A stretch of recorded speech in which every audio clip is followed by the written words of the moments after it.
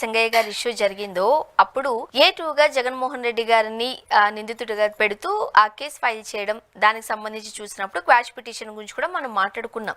ఇప్పుడు హైకోర్టు కూడా చివాట్లు పెట్టిన సంగతి మనం చూసాం. పల్నాడు ఏరియాలో సత్యనపల్లి పర్యటనలో ఒక వ్యక్తి దుర్మరణం పాలవడానికి కారైన కేసుకు సంబంధించి ఒకటి అది ఫేక్ వీడియో అని వైఎస్ఆర్ కాంగ్రెస్ పార్టీ అంటుంది, లేదు రియల్ అని తెలుగుదేశం పార్టీ గానీ అనుకూలంగా ఉండేవాళ్ళు కానీ ప్రభుత్వం కానీ దాన్ని బేస్ చేసుకుని A1 గా డ్రైవరు, A2గా జగన్మోహన్ రెడ్డి గారు ఇంకా వైఎస్ఆర్ కాంగ్రెస్ పార్టీ నాయకులు విడుదల రజనీ గారు, అంబటి రాంబాబు గారు తదితరులపైన కేసు పెట్టారు.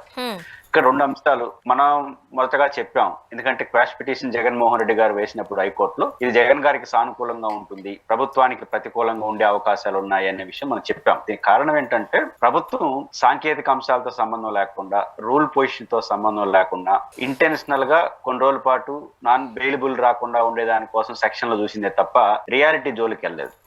ఎందుకు ఈ రోజు జగన్మోహన్ రెడ్డి గారి క్వాష్ పిటిషన్స్ లో కాస్త జగన్మోహన్ రెడ్డి గారి పాజిటివ్ గా వాయిదా పడింది జూలై 1కి, ఫైనల్ తీర్పు ఏమొస్తుందో చూడాలి. అయినప్పటికీ ఈ రోజు చేసిన వ్యాఖ్యల్ని గారి దృష్టిలో పెట్టుకుంటే కోర్టు జగన్మోహన్ రెడ్డి గారి క్వాష్ పిటిషన్ లో క్వాష్ అవుతుందా లేదు కానీ ప్రభుత్వానికి ప్రతికూలంగా ఇచ్చే అవకాశాలు కనిపిస్తున్నాయి. దానికి కారణం సెక్షన్ 105, సెక్షన్ 106